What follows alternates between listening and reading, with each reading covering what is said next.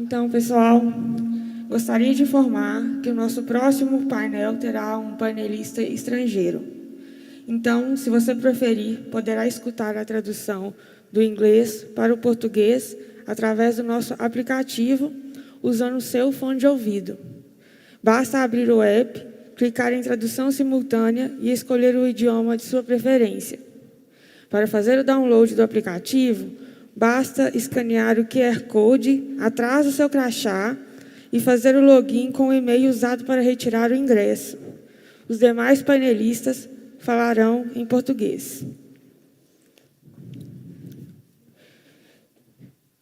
Chegou a hora de olharmos para o futuro da mineração com lentes mais amplas.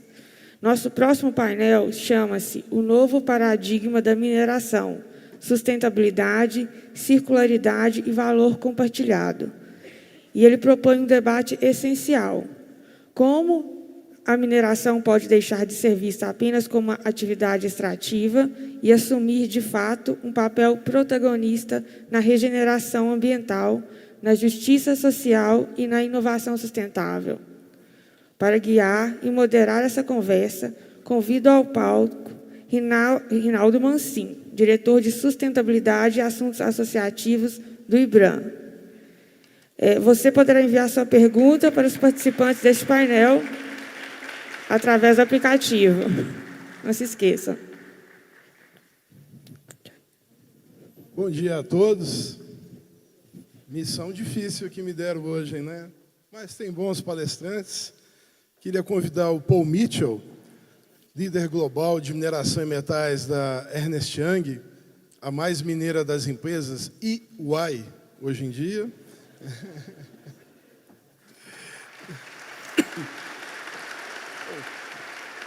Choose your place.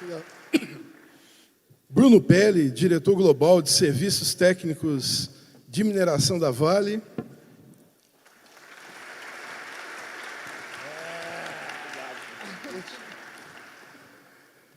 A queridíssima Rosane Santos, diretora de sustentabilidade da Samarco.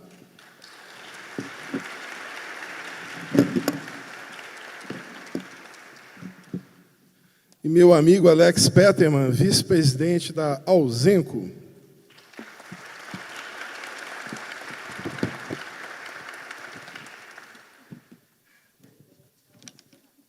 E Rosane, está cheia de gente aqui. Amigos, vamos dar uma recapitulada aí na nossa missão de hoje aqui, né? Nosso painel, Novo Paradigma da Mineração, Sustentabilidade, Circularidade e Valor Compartilhado, né? A gente vai tentar passar aqui um sobrevoo, né? Justamente tentando conectar o setor mineral com uma nova era onde a sustentabilidade é parte do negócio, muito além do compliance, né? Sustentabilidade como o principal objetivo da nossa indústria, né? Não é missão simples, nós somos uma indústria extrativa de recursos naturais, a princípio não renováveis, né? É aí que a gente se insere, né? Temos que construir uma nova forma de diálogo com a sociedade. É possível a mineração ativar outras cadeias? Claro que sim. É possível a reutilização de rejeitos como ativos no processo? Não tenha dúvida, né? Eu acho que a grande oportunidade que surge, colegas, é a transição energética. Queremos uma economia limpa, com energia limpa e renovável? Não existe possibilidade sem minerais, os minerais críticos, os minerais estratégicos. Independente do tipo de energia que a gente vai buscar, os minerais vão ser a base dessa energia, né? Aqueles que nós conhecemos hoje e novas eras estão para se abrir. Minerais nucleares, a gente vai ter que abrir esse diálogo com a sociedade. Amigos, vamos tentar transitar aqui em 3 tópicos, né? Transição do modelo linear para o circular, né? Onde a circularidade passa a ser um carro-chefe da nossa atividade. Toda a questão da presença territorial, né? Mineração vai onde ninguém foi. Os depósitos minerais estão cada vez mais em regiões mais remotas, né? Internalizamos o desenvolvimento, não tenha dúvida, mas levamos também possibilidades de conflitos, né? Como é que a gente transporta tudo isso para um valor compartilhado com a sociedade?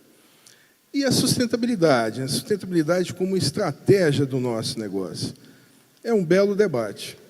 Para começar, vou pedir para cada um de vocês aqui nos posicionarem um pouquinho, né? Como que vocês enxergam esse paradigma da mineração? Qual é a maior oportunidade para a mineração?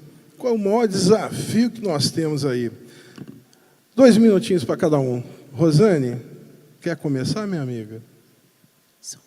Bom dia a todos e todas. Uma honra estar aqui presente nesse evento, primeira vez que participo, e estar ao lado aqui de colegas tão competentes para falar desse assunto que me é tão especial.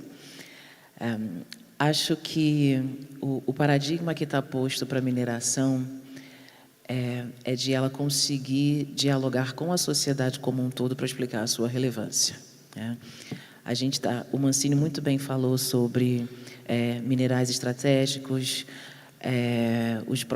a próxima camada, né, que é quando a gente vai falar sobre minerais nucleares, mas a gente ainda precisa resolver questões básicas, né? A gente ainda precisa explicar para a sociedade o que é a mineração, como a gente funciona e quais são os reais benefícios que a gente traz, tendo em vista que a sociedade como um todo ela só percebe, ainda que de forma distorcida em algumas instâncias, os malefícios, né? Então, somos tidos como um setor que provoca desmatamento, mas ninguém sabe, né, as compensações que nós fazemos.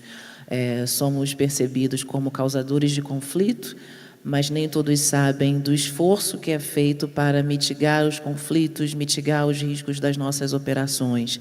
Então, eu acho que restabelecer um diálogo que também foi perdido e comprometido aí nos últimos 10 anos, mas restabelecer o diálogo com a sociedade, mostrando a nossa essencialidade, porque a gente não avança para mudanças significativas, mudanças relevantes na sociedade, transição energética, discussões tão cruciais e tão caras para a sociedade como um todo, sem que a gente reposicione o setor de mineração nesse espaço e nesse lugar de relevância. Então, acho que começa por aí, Mancini. Obrigado, Rosane. Muito obrigado pela sua visão. Pô, você vem da Austrália, pô. Você tem uma visão de um país minerador, né? E uma visão global aí à frente da UI. Pô, o que você entende aí que são os maiores desafios e maiores oportunidades dessa nova era da mineração pró-sustentabilidade? Pô. And apologies, you've all had to download that app just because of me. I could speak in Mandarin, but I suspect that would be even worse than English, so I'll just try and speak slowly and clearly in terms of what we're there. Look, I think the biggest opportunity and I guess the greatest challenge for us in moving forward and getting to the future is collaboration. You know, I think as an industry in the past, we've tended to be a little bit insular. We've tended to think about our resource and what we've got and how we optimise it on ourselves. But the future is going to be definitely about collaboration in terms of what's there. And I think we're already starting to see some excellent examples of that, you know, particularly as the cost of capital rises for new copper projects. We're seeing districts being established, so we've seen announcements of alliances between Anglo American and Codelco. We've seen Lundin and BHP. And I think we're going to see more of those, and we'll see them move to other minerals as well as we go on. But then we see more. We see collaboration with communities, collaboration with governments, collaboration with, you know, with universities and researchers around innovation. These things are going to be critical to getting us to move forward, and I think we've got to really embrace that. We have to also remember that collaboration isn't just about leading. You know, we've got to take different roles when we think about collaboration. So on some of those things we'll lead, on some of those we'll participate, and on some of those we'll just be the cheerleader. We'll just need to be on the side and we'll just need to be supportive. And I think as an industry, the more we can do in that space, the better. So, thank you. Muito obrigado, Paul. Bruno, a Vale tem se transformado dia a dia, né? E tem trazido para dentro da empresa com um vigor imenso a inovação e a circularidade, né? O que você conta para a gente, da visão da Vale? Obrigado, Rinaldo. Bom dia a todos. É um desafio imenso, né? Assim, a circularidade, ela traz um desafio de inovação de modelo de negócio, né? Para todos nós, É muito simples a gente falar de inovação quando a gente pensa em inteligência artificial, a gente pensa em equipamentos autônomos, mas quantas vezes a gente deixa de pensar em como que a gente transforma o modelo de negócio.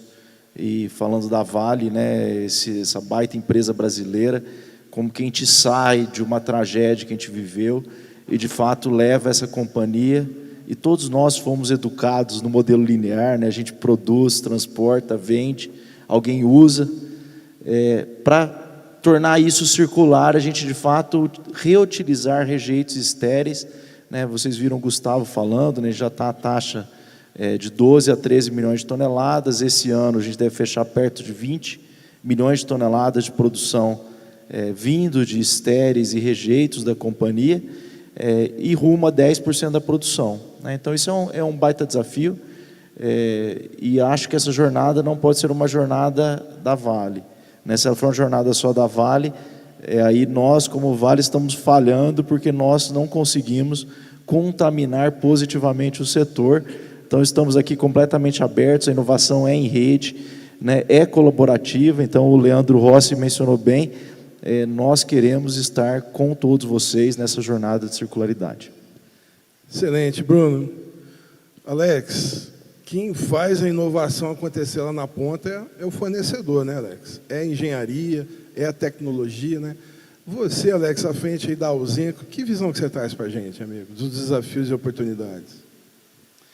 Bom, bom dia a todos, a todas, bom dia meus colegas aqui de painel, Rinaldo, obrigado pela oportunidade. Bom, a engenharia, ela está lá na ponta, né, gente? Eu acho que depois que a gente descobre que, né, que tem algum lugar ali que tem minério, que é a geologia, o próximo passo é a engenharia, né?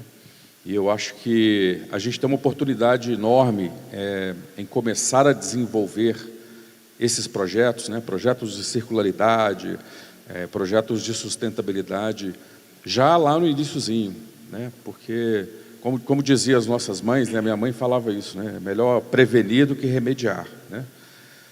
Existe uma grande oportunidade para a gente mitigar impactos, né? Reduzir barragens, igual o Gustavo comentou, uma mineração sem rejeito, né? Que eu acho que é possível também, eu acredito nisso.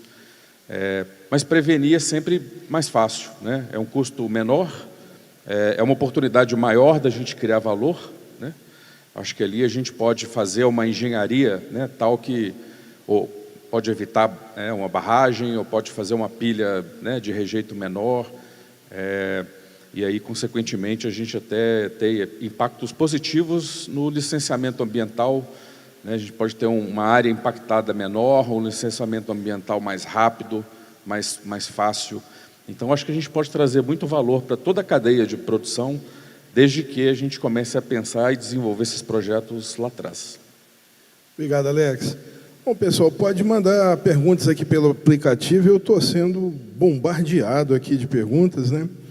Bruno, voltar para você, Bruno, tem um combinado e um não combinado aqui, tá, Bruno, nas perguntas, tá? Tranquilo. Bruno, do ponto de vista organizacional, né, esse shift aí que você falou, né, sair do modelo linear, passar para um modelo onde o rejeito passa a ser um ativo, né, a gente nunca tratou o rejeito como um ativo, né? De repente, por questões de segurança, a gente passa a tratá-lo como ativo, né? Como é que você vê isso dentro da empresa? Como é que essa transformação acontece? Um lado da pergunta é esse, Bruno. O segundo lado, né? Todos os exemplos que a gente tem visto, todos não, a maior parte dos exemplos, até documentados aí pelo IBRAM, né, vão na linha de rejeitos para utilização, por exemplo, para a construção civil e tal. A gente acredita, né, que para minerais críticos, minerais estratégicos, rejeitos possam ser uma fonte secundária, né? Queria uma visão sua sobre esses desafios, Bruno. Obrigado, Rinaldo. Não, é muito importante, acho que antes de mais nada, né, como Vale, a gente reconhecer que a gente entrou depois de Brumadinho, nessa grande tragédia que nós vivemos, numa jornada de transformação da companhia, uma transformação cultural profunda, né?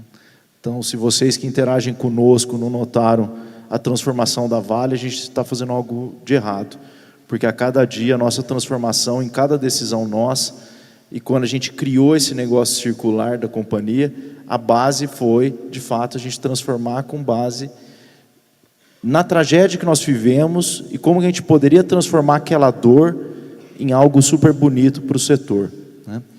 E você está certo, Rinaldo, a gente olha isso muitas vezes de maneira pontual, né, com coprodutos. A Vale produziu 2 milhões de toneladas de areia, né, a gente se tornou um dos líderes na mineração brasileira do ponto de vista de produção de areia. A gente tem investido em um negócio de cimento verde, né, a Circlua, né, então, produção de blocos para construção. Então, tudo isso a gente tem feito, que são coprodutos.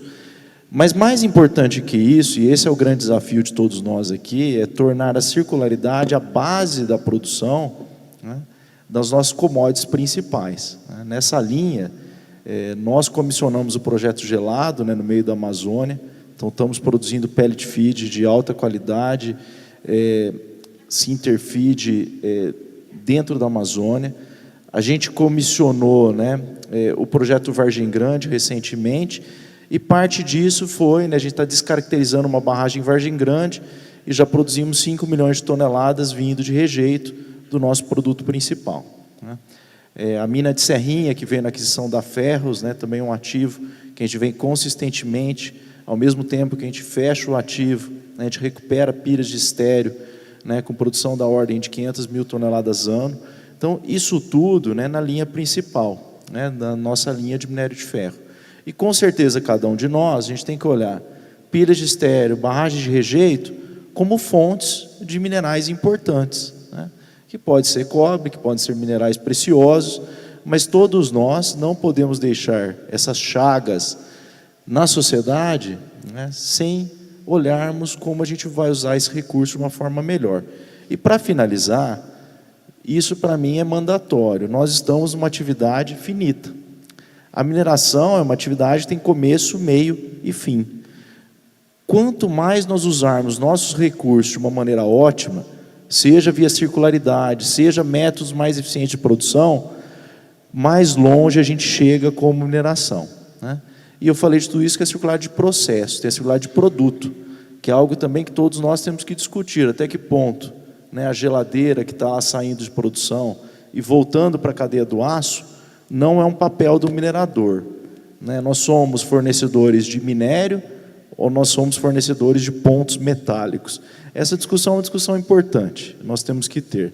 Então essa é a jornada cultural, tá, Rinaldo, que a gente embarcou, e a circularidade é só mais um símbolo dessa transformação que nós, como Vale, temos tentado fazer. Obrigado, Bruno. Parabéns aí pela iniciativa de vocês. Eu estive visitando Rafael Bittar outro dia, ele me deu uma aula, um curso, né, dessa transformação, inclusive do ponto de vista de gestão de segurança, né? Fiquei bastante impressionado, né? Bom, amigos, vamos passar para um outro bloco. Vamos em frente, Rosane? Rosane e Paul, com vocês aí agora, hein? Valor compartilhado, né? No cenário onde a mineração se busca posicionar como agente de transformação positiva, as empresas podem ir além das iniciativas pontuais, né? Assegurar que as ações de sustentabilidade realmente tragam benefícios tangíveis, duradouros, né? Rosane, como é que você vê essa questão de ir além dos projetos piloto, né? Ir além do teu papel como minerador e transformar positivamente o meio ambiente? Que visão você traz para a gente, Rosane? Mancini, eu entendo que gerar valor compartilhado tem a ver com entender o que é valor para o outro, né? E na mineração a gente tem muita oportunidade de melhoria nesse aspecto, né? De uma forma geral, como é que os processos se dão, né? Quando se está para iniciar e expandir um projeto de mineração, você tem ali um processo de escuta, né, de diálogo com a comunidade, nas audiências públicas, muito no objetivo de fazer uma captura das dores, dos anseios, preocupações e pensar na perspectiva de um licenciamento como é que isso pode ser mitigado e compensado. Uma vez que entra em operação, isso perde um pouco da perspectiva, ou então isso é olhado apenas numa lógica de mitigação do impacto, né? Ou seja, eu estou tentando dar conta da minha operação e garantir que ela continue. E isso não é sustentabilidade. É importante a gente deixar muito claro isso. Quando eu estiver cuidando apenas do meu negócio, quando eu estiver pensando em como é que eu continuo a minha operação e a minha atividade, e ainda que isso envolva um relacionamento com a comunidade, mas é só para eu continuar o meu negócio, eu não estou falando de sustentabilidade ainda. Eu não estou gerando valor compartilhado. Eu estou, no caso, protegendo o valor do meu negócio. E a provocação da sustentabilidade é para a gente ir além. E aí, trazendo um pouco da perspectiva de como é que a gente faz isso na Samarco, e aí eu não sei o quanto vocês têm acompanhado, mas nós estamos num momento, numa fase de retomada operacional, né? Nós dividimos essa retomada em 3 fases, nós estamos na fase 2, objetivando alcançar a fase 3 lá em 2028. Mas nessa fase 2, desde 2020, a gente implementou um modelo, na verdade, um programa chamado Programas de Monitoramento dos Indicadores Socioeconômicos. E a gente faz uma pesquisa anual nas comunidades que fazem parte do nosso entorno, da nossa operação, né? Então, ali, Mariana, Ouro Preto, Barra Longa, uma leitura menor ao longo do Mineroduto, e eu volto a explodir essa captura de informações e dados em Anchieta, Ubu, onde a gente tem o nosso porto. E qual é a expectativa? É não apenas entender como é que eu posso melhorar a gestão dos impactos socioambientais do meu negócio, mas como é que a gente pode trabalhar, por exemplo, na ótica do investimento social privado? Como é que eu, ao entender o que é crítico, o que é... Desculpa. Obrigada. O que é importante para as comunidades, o que é importante para aquele território de uma forma mais ampla, não apenas as comunidades anfitriãs, mas entendendo que a escala da mineração é muito grande e que os benefícios que ela gera também podem ser ampliados. Eu acho que a gente tem aí uma oportunidade muito importante e que precisa ser olhada com carinho, sabe? Precisa ser olhada com intencionalidade. Porque dessa intencionalidade é que a gente vai, de fato, ter estratégias de sustentabilidade que, de fato, aterrissem no território, tragam o benefício não apenas para o nosso negócio, sob o ponto de vista de continuidade, mas também para as comunidades e a sociedade como um todo, sob o ponto de vista de ambiência e de relevância deste setor, né? Porque ele contribui em vários aspectos, né? E quando eu falo vários aspectos, é além da geração do imposto, é além da geração do emprego, considerar outras iniciativas que atinjam outros setores da economia naquela região e que são importantes para a sociedade. Então, é entender o que é valor para o outro e pensar em como é que a gente pode construir essas soluções numa lógica colaborativa, como o Paul falou. Excelente, Rosane. Ninguém entende mais de longo prazo do que mineração, né? Nossos projetos são longo prazo de maturação, permanência territorial imensa, né? Eu me lembro aqui da Kinross, em Paracatu, a mina Casa de Pedra da CSN. Cortaram minha voz aqui. Não pode calar. Ninguém vai me calar. São projetos com mais de 100 anos, né? Eu me lembro, há vários anos atrás, numa Expo Zibran, a gente entregou um título para a Casa de Pedra que completava 100 anos de operação, né? A Vale está lá em Carajás, da parte operacional, imagina mais de 40 anos, né? Sim, Rosane, eu acho que o mais importante para a gente é deixar um legado positivo, né? Nós mineramos recursos naturais não renováveis e temos que deixar um legado positivo. Paul, como é que você complementa essa visão, Paul? Thank you. Look, I think when we think about shared value, the first thing I always like to say is we've got to remember we do contribute significant value already.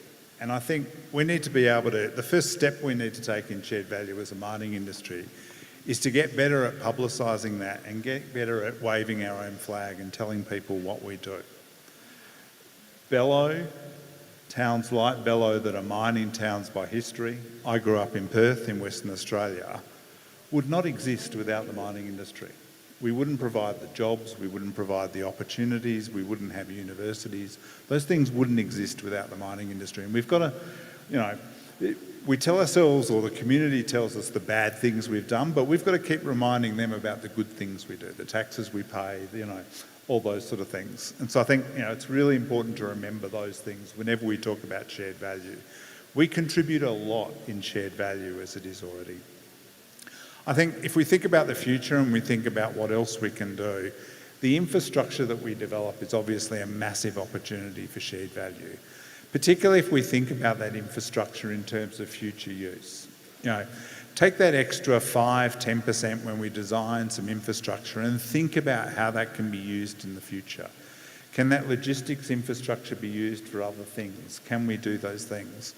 And I think one of the big opportunities, and particularly one we've seen, and one that I've seen done very well in Africa, is using using infrastructure around technology and data to be able to provide shared value and opportunities for communities and for those around us. If we can provide internet access for those communities that may be isolated, that may not have the opportunities to do that, we can provide fast internet in this day and age. We can help them create businesses, we can help them create opportunities, we can help educate their children. I think they are massive opportunities that we should be looking at. I think another one, and referring to what Bruno said about reprocessing waste dumps and tailings and those sort of things, for a lot of mining companies, they might not have the capital or they might not have the focus and the breadth that someone like a Vale has to be able to focus on doing something like that. If your waste dumps aren't important to you, they might be important to another mining company or to a small business or to someone in that community. What we thought was waste might be value to other people. People talk about how critical rare earths are for the future. The one thing we do know about rare earths is they are not rare, and they will exist in significant quantities in waste dumps that already exist, that don't need a sophisticated mining company like Vale to mine them and to be able to get value from them. And so I think those things are good. The other great example I wanted to refer to was what some of the bigger mining companies are doing around mine closure. If you look at businesses like Rio Tinto, businesses like Teck, they've started up specialist mine closure divisions, and they've already started thinking about the future and about just transition of the communities that work there. And I think if we think about closure in design, if we think about closure 10, 20 years from mine closure, that will be where we benefit.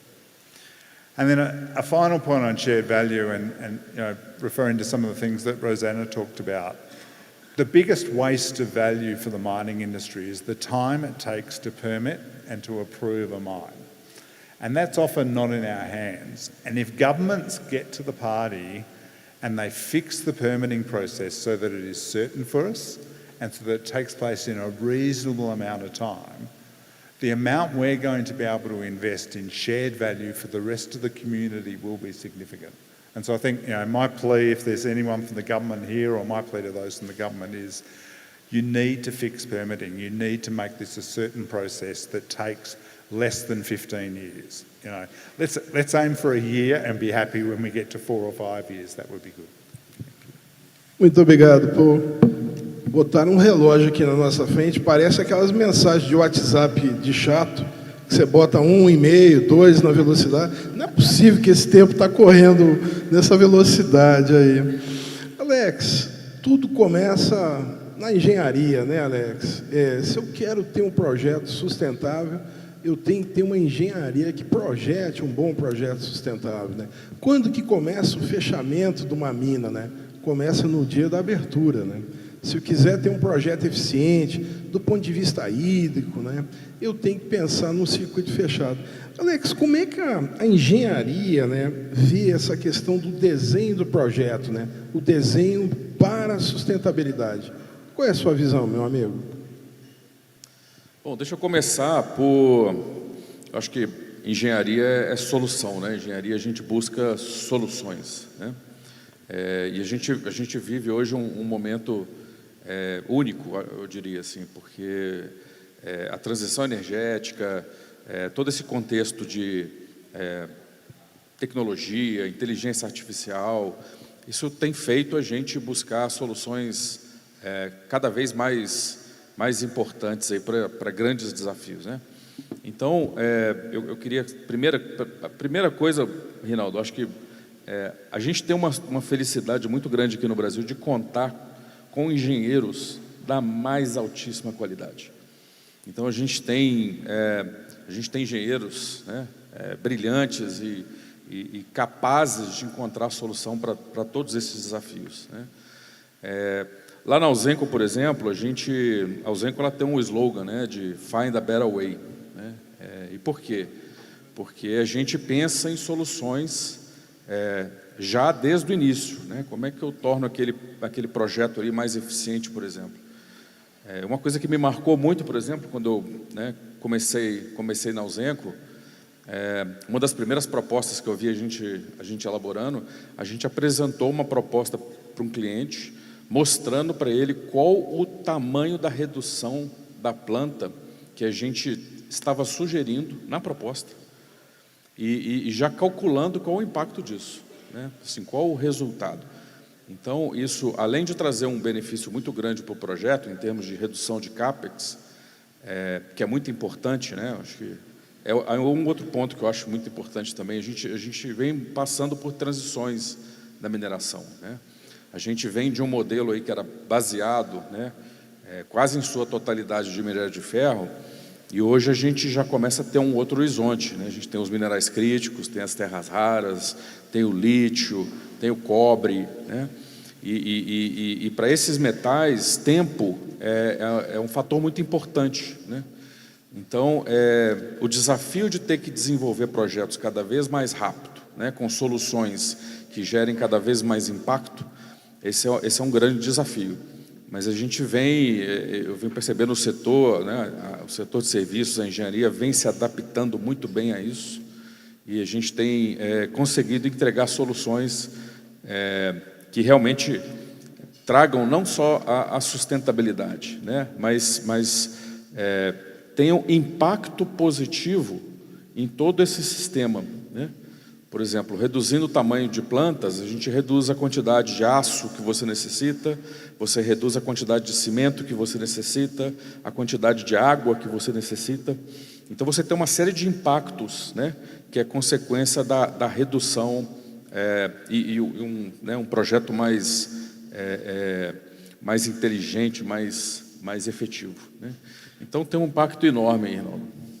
Excelente, Alex. E olha que a gente nem falou de energia aqui, na eficiência energética, os grandes desafios, né? Bom, passando para um outro bloco, né, vamos tentar explorar aqui com o Bruno e com a Rosane, né, a sustentabilidade como estratégia, né? Até o Paul falou um pouco disso, né? A gente, pelas rotinas ambientais, acaba entendendo todo esse desafio ambiental como um obstáculo, algo que eu tenho que vencer, né? Na verdade, essa mudança total, Bruno, de eixo da indústria, né, ela quer que a sustentabilidade seja um aliado nosso. Porém, consumir recursos naturais é algo complexo e há limites, né? Bruno, como é que você vê essa questão da sustentabilidade, né, como algo que impulsione o negócio e não restringe o negócio, né? Como é que a gente consegue mostrar para a sociedade que somos aliados da sustentabilidade e que incorporamos realmente a sustentabilidade no nosso negócio e que nós vamos entregar sustentabilidade como produto? Bom ponto. E antes até de mostrar para a sociedade, né, essas iniciativas, no exemplo de circularidade, a gente tem o desafio de mostrar que elas são viáveis internamente nas companhias, né? Então, um dos grandes desafios que nós tivemos foi a demonstração de que projetos de circularidade eles tinham margem, né, igual ou muitas vezes mais positiva do que projetos de mineração linear. E para mim a forma de fazer, Reinaldo, é primeiro tendo uma visão do que é a mineração do futuro. A mineração do futuro, sim, né, tudo que a gente falou aqui, de operações inteligentes, com inteligência artificial, autônomas, tudo isso. Mas ela tem que ser minimamente invasiva. Ela tem que ser zero estéreo, zero rejeito, carbono neutro. Ela tem que compartilhar valor e tem que ter um fechamento super importante, que a gente tem que ter uma força de trabalho do futuro. Que a primeira pessoa que vai nos defender na sociedade é o nosso próprio funcionário. Muitas vezes a gente negligencia isso, né? Nossa frente, nós somos, né, as primeiras pessoas que temos que defender o setor. Então, para mim, na nossa estratégia, a gente pôs mineração do futuro como um coração da nossa estratégia, nesses 5 pilares que eu falei aqui, né? Sem esquecer dessa questão de força de trabalho do futuro, né? Então está aí, saiu ontem na mídia, então tudo que eu estou falando aqui agora está público, o nosso conceito de mineração do futuro da Vale, né? Ontem a gente publicou um artigo super legal no tema, quem não tiver, pede para a gente, eu mando, falando um pouquinho da nossa visão em cada pilar de forma detalhada. Excelente. Rosane, o que você complementa, né? Fala. Eu acho que quando uma empresa consegue colocar sustentabilidade na sua estratégia, né, seja eixo principal ou um dos eixos principais, a gente já está falando de um grande avanço, né? Porque para ser estratégico precisa ser crível, né? Precisa ser sério, precisa ser intencional.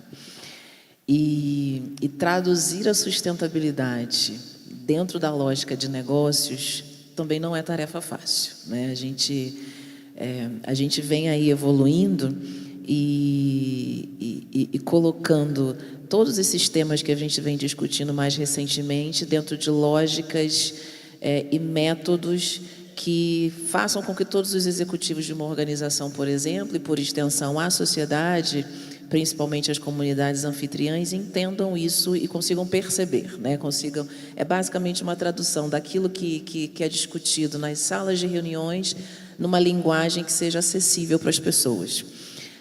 E dentro dessa lógica, o ESG ele ajuda bastante, né? Porque o ESG trouxe método, né? Embora ele não esgote a sustentabilidade, porque ela é muito mais ampla, ele trouxe método e ajudou com que as empresas, as organizações, de uma forma geral, conseguissem discutir esses assuntos na mesma mesa de negócios em que a gente discute performance na sua configuração tradicional, né?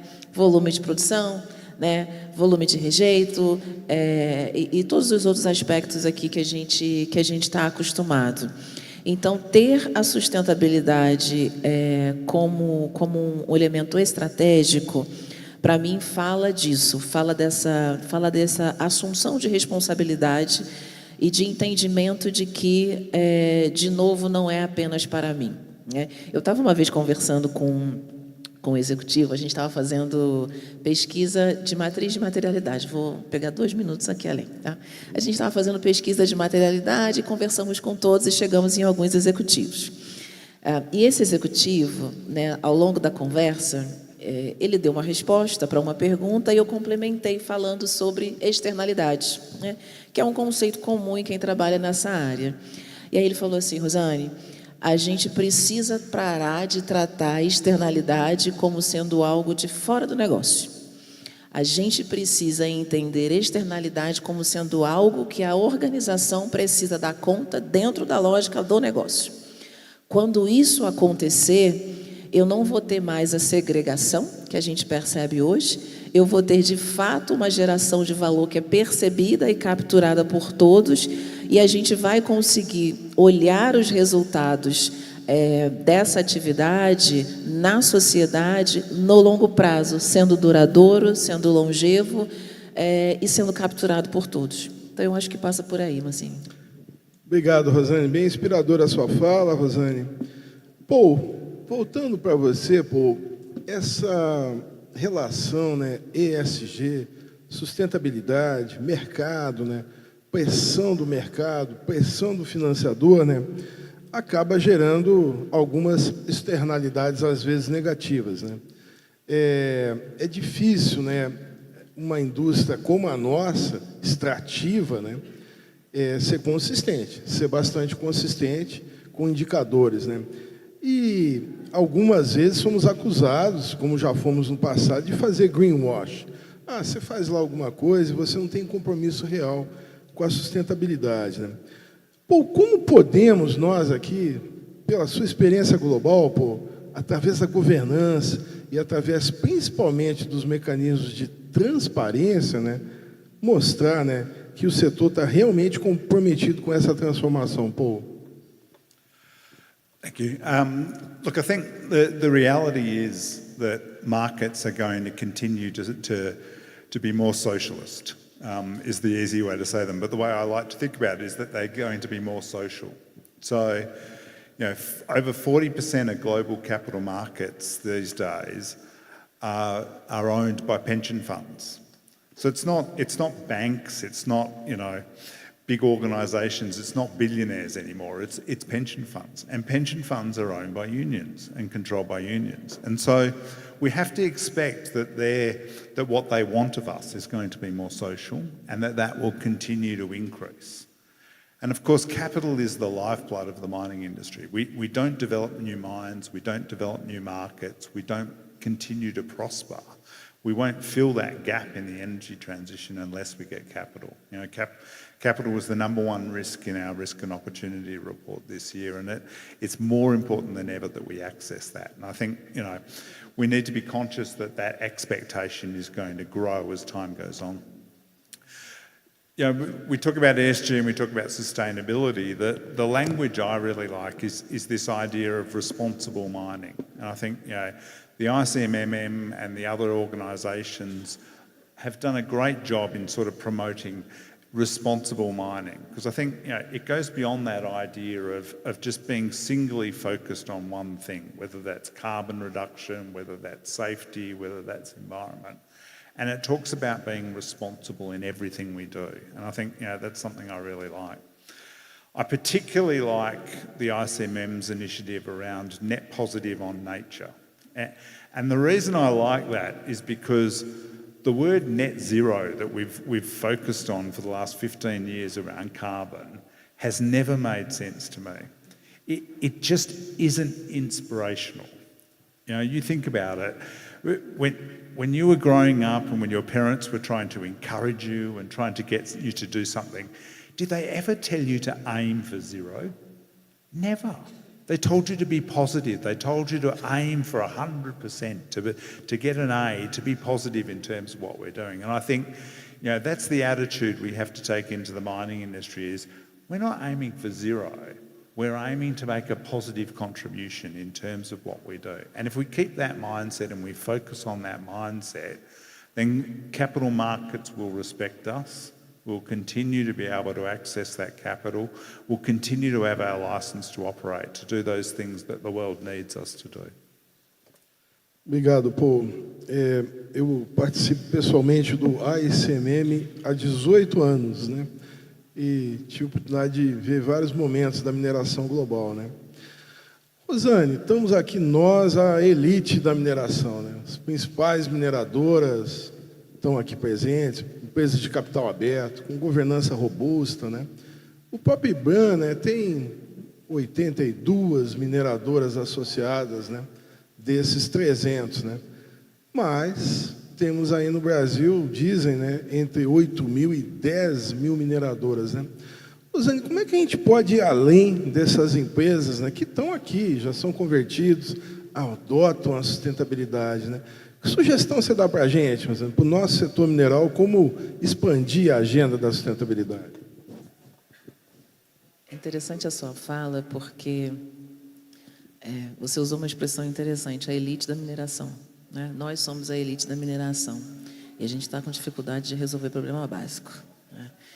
Então, você imagina para essas outras milhares de empresas pequenas que lidam ali com dificuldades variadas, mas que provavelmente estão ali dentro de modelos mentais ou modelos operacionais, ou provavelmente um derivou o outro, né? Desculpa, onde um derivou o outro e precisa, se não apenas sobreviver, né, mas precisa chegar num nível em que elas estejam mais equilibradas do seu ponto de vista operacional e do seu ponto de vista social, eu diria. Acho que não tem solução mágica aqui, né? Eu insisto que tudo isso passa muito pela mineração entender que ela é participante de um entorno, né? Apesar dela ter uma operação muito enclausurada, com início, meio, fim, onde ela tem dificuldade de perceber até mesmo as funções de suporte dentro do próprio negócio, né? E por extensão, como tudo isso se relaciona com o externo, Eu de fato acredito que a relevância, a solução simples para as questões do dia a dia ou para os problemas locais passam pelo entendimento desses problemas locais, combinado com o compromisso de que precisamos olhar para tudo isso não de uma forma isolada, mas de uma forma coletiva, né? Eu vou de novo dar um exemplo de uma discussão que eu tive com os meus colegas, onde a gente estava discutindo água, né? E estávamos muito orgulhosos de falar, né, da taxa de recircularidade de água dentro da nossa planta, mas onde nós operamos, né, na região de Mariana, a gente lida ali com o estresse hídrico. Perdão, pessoal, a voz tem falhado recentemente. A gente lida ali com um estresse hídrico na região, sem contar problemas de saneamento básico, né? E aí, nessa conversa sobre sustentabilidade, a minha provocação foi, mas como é que a gente vai além da nossa taxa de recircularidade? Porque tudo bem, eu diminuo a minha captação de água nova, mas eu vou ficar feliz em estar operando, né, dentro do meu casulo. Não estou fazendo tanta captação de água nova, mas as pessoas estão com dificuldade de ter água para o seu dia a dia.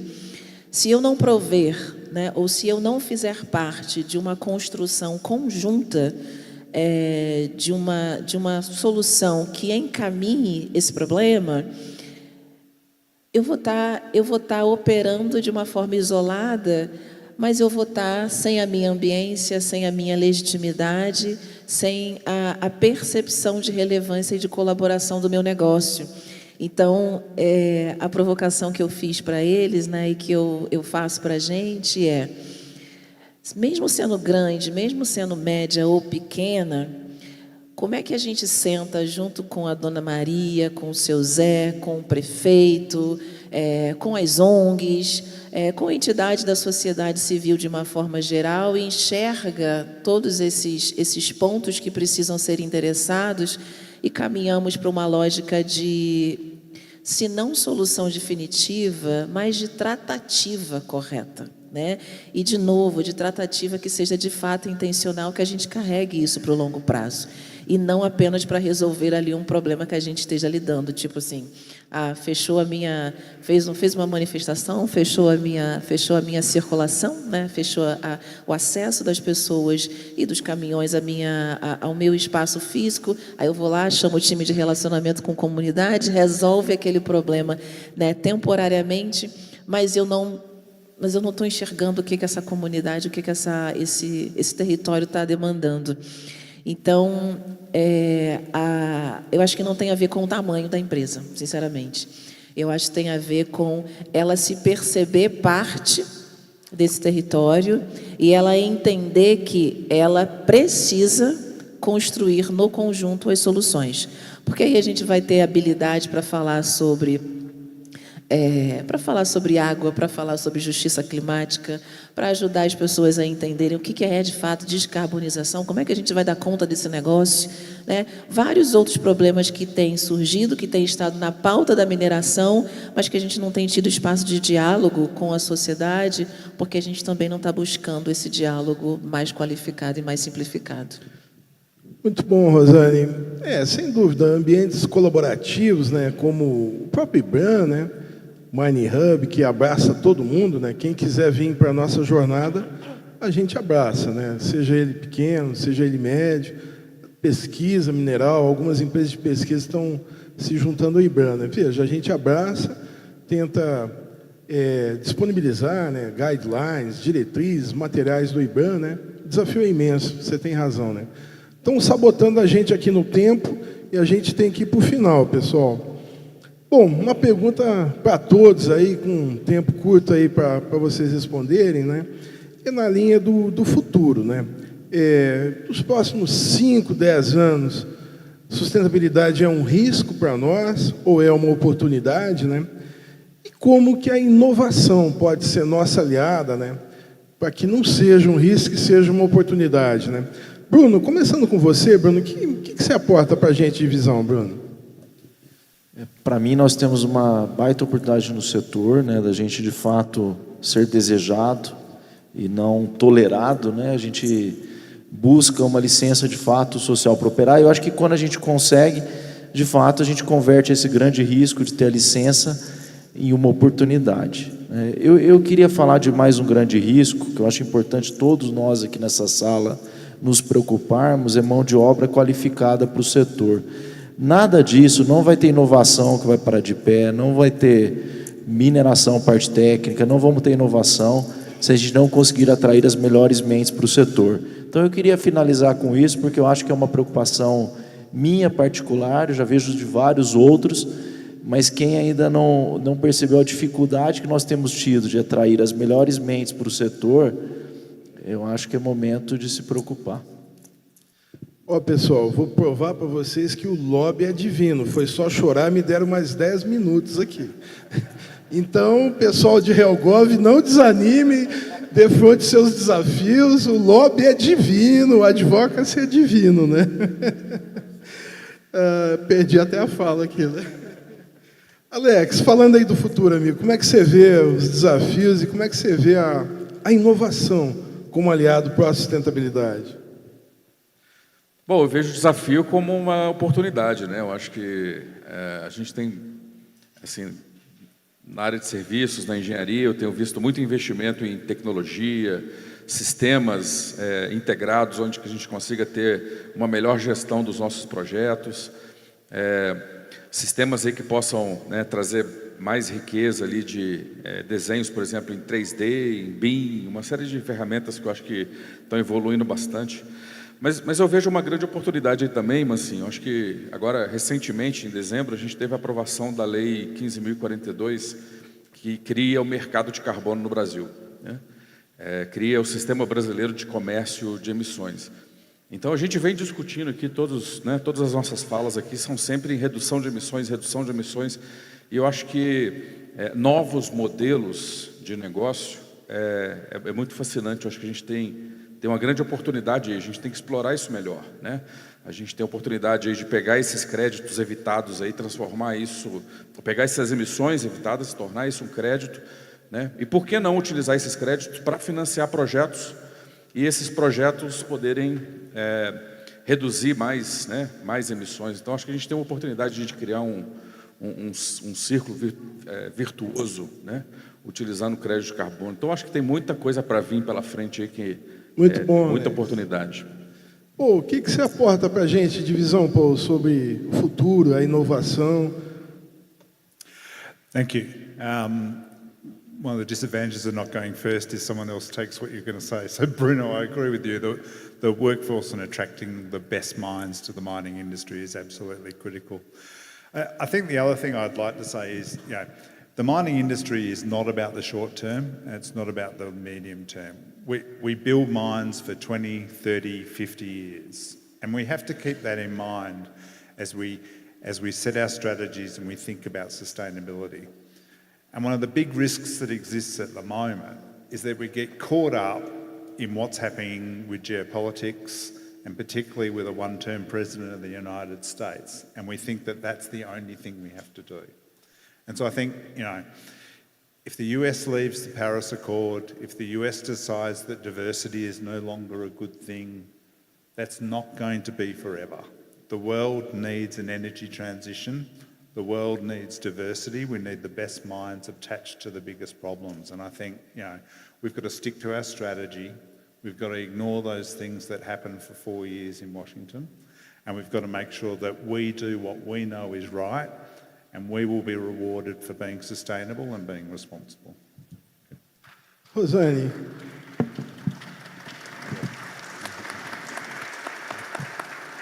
Muito bom, Paul. Rosane, que visão você traz para a gente do futuro e a inovação se interconectando?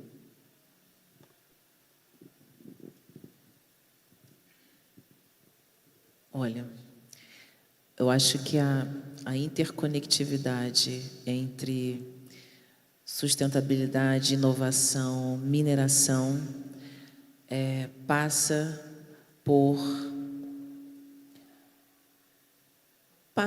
por aquilo que meu colega aqui do lado falou, né?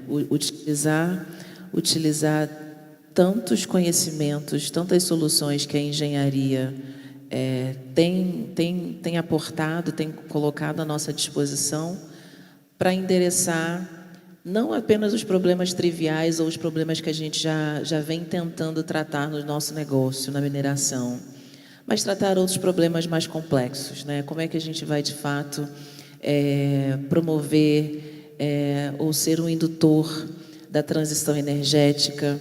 Como é que a gente conecta o nosso setor com os outros? Como é que a gente mostra a relevância? Como a gente mostra a relevância do produto e de cada um dos nossos minerais para os outros setores da economia e trazendo as inovações tecnológicas para essa dinâmica. Eu entendo que passa por isso, passa por ter a mineração também ter um pouco mais de perspectiva das necessidades dos outros setores, sabe? Às vezes a gente atua muito no nosso produto, né? Eu gero um determinado produto e aí a siderurgia, né, e os outros setores subsequentes vão ali, né, provendo as soluções.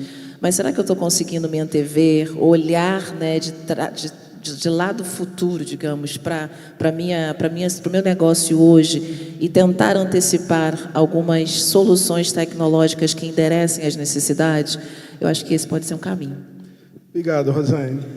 Amigos, temos aqui uns minutinhos e tem umas perguntas da plateia, né? Rafael de Aquino dirige uma pergunta aqui para o Bruno, né? É ligada à contratação, né? É a forma que as mineradoras contratam seus serviços, né? As áreas de suprimento acabam sendo padronizadas, acabam sendo muito herméticas, né? Há espaço para cocriação, Bruno? É possível flexibilizar a forma de contratar da seguinte forma, né? Desenvolver junto com o fornecedor uma solução para a sua demanda? Excelente pergunta. Ao mesmo tempo que nós sempre vamos buscar eficiência, né, de produção e custos, a gente não pode fechar o modelo para a inovação. Eu acredito muito na cocriação. Nós criamos, né, um centro de inovação em parceria, né, com uma empresa de perfuração e desmonte. Foi o nosso primeiro centro de inovação, de fato, já colaborativo, com uma empresa na sua concepção. Partindo disso, nós idealizamos um segundo em planejamento de mina, já com muitos outros players. Então, eu não sei bem, eu acho que sim, a gente pode ser de alguma forma mais flexível, mas talvez o espaço para inovação não deveria ser nesse contrato mais de dia a dia nosso, mas sim a gente deveria criar mais espaços para desenvolvimento de soluções conjuntas, como centros de inovação e cocriação. E o Mining Hub é outro exemplo de coisa que nós temos feito juntos, né, vários parceiros e empresas aqui. Bruno, você me deu uma deixa aqui para fazer uma propaganda aí de uma ação que eu tenho conduzido pessoalmente lá no IBRAM, né? Veja, o IBRAM é uma entidade de mineradores, né, uma entidade política, né? E assumindo aqui publicamente, a gente nunca conseguiu uma agenda de tamanha proximidade com fornecedores, né? Assumi recente essa área no IBRAM e criei um workshop mensal, fornecedores e o setor mineral. Tem sido um sucesso, vários colegas aqui tiveram juntos, né? Veja, quem faz a inovação acontecer lá na ponta é o fornecedor, quem desenvolve a tecnologia, quem traz a solução, né, é o fornecedor, né? Então, nós somos uma cadeia com centenas de empresas que têm que trabalhar juntas, né? Então, estou com esse desafio lá no IBRAM de também criar esse capítulo de dar oportunidade para os fornecedores, né? Paul, tem uma pergunta para você, né? Resumindo, né? O que fazem, né, as duas principais mineradoras australianas, a BHP, BHP e a Rio Tinto, em termos de circularidade? Você está baseado lá na Austrália, você conhece bem a realidade, né? A pergunta vem do Renan Tourinho, né? A gente tem uma excelente relação Brasil e Austrália. Como é que é tratado na Austrália o tema circularidade por essas duas gigantes empresas?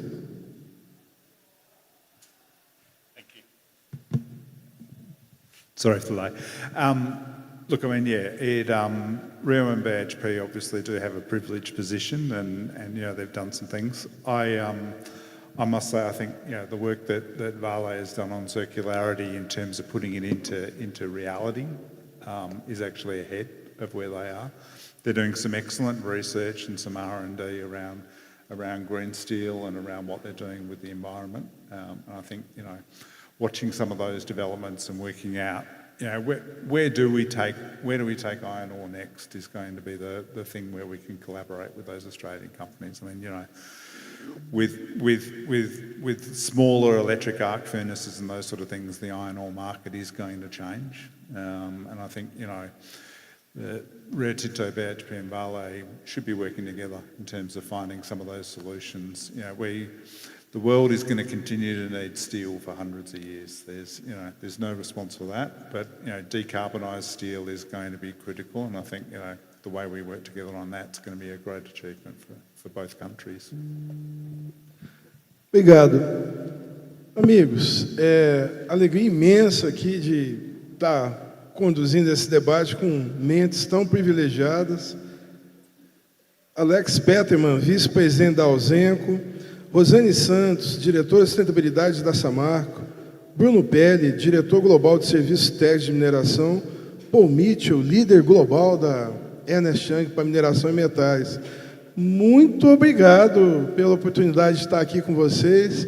Muito obrigado pelas colaborações em nome do Mine Hub e do IBRAM, que é um apoiador dessa iniciativa. Pedir palmas para vocês.